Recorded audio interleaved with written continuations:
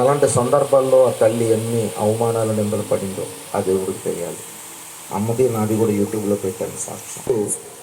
ఎన్నో రకాల మందులు వేశారంట, నల్ల మందు కూడా మింగించారంట, కానీ లోపల పిండం పెరిగిపోతుంది.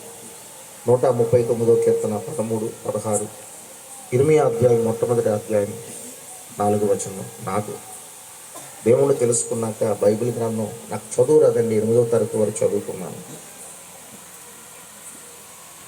ఎన్నో దెబ్బలు తిన్నాను కుటుంబ సభ్యుల్లో, చదువు అసలు రాలేదు.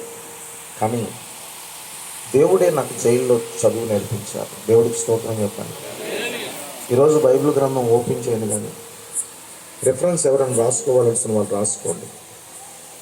కొన్ని రిఫరెన్స్ మాత్రం ఎవరైనా బాగా చదివిన వాళ్ళు మాత్రము మైక్ పెట్టుకోండి, రెండోసారి నేను చదవకంట.